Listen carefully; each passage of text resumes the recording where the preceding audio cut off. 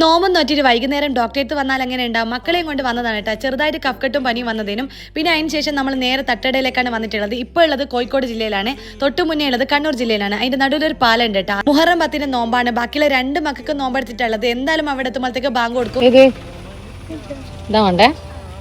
ഇത്ര ഐറ്റംസ് എല്ലാം കണ്ടിട്ട് അത് വേണം ഇത് വേണമെന്നെല്ലാം പറയുന്നുണ്ട് കേട്ടോ. ഇവിടെ ഇത് മാത്രമല്ല, അപ്പുറം ഇപ്പുറം എല്ലാം തട്ടുകടയുണ്ട്. അത്യാവശ്യമുള്ള സാധനങ്ങൾ മാത്രമേ മേടിച്ചിട്ടുള്ളൂ. അതൊക്കെ ഞാൻ ഉണ്ടാക്കുന്ന ഫുഡ് തന്നെയാണ് ഇഷ്ടം. പക്ഷെ പറഞ്ഞിട്ട് കാര്യമില്ല, എന്തായാലും അവിടെ എത്തുമ്പോഴത്തേക്ക് ലേറ്റ് ആകും. റോഡ് പണി നടക്കുന്നുണ്ട് തന്നെ, വേറൊരു വഴിയിലൂടെ ചുറ്റിയിട്ടാണ് പോയിട്ടുള്ളത്.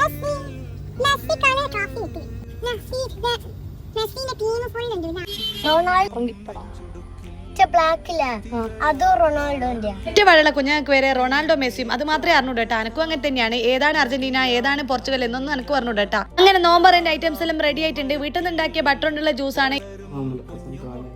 അങ്ങനെ ബാങ്ക് കൊടുത്തു, നോമ്പ് തുറന്നു. ഇനി അങ്കത്തട്ടാണ് കേട്ടോ. ഓരോരുത്തരും ഓരോന്നായിട്ട് എടുത്തിട്ടുണ്ട്. ഇന്നത്തെ നോമ്പ് നല്ല ക്ഷീണം ഉണ്ടായിരുന്നു. അപ്പൊ ഇന്നത്തേക്ക് ഇത്രയുള്ളൂ.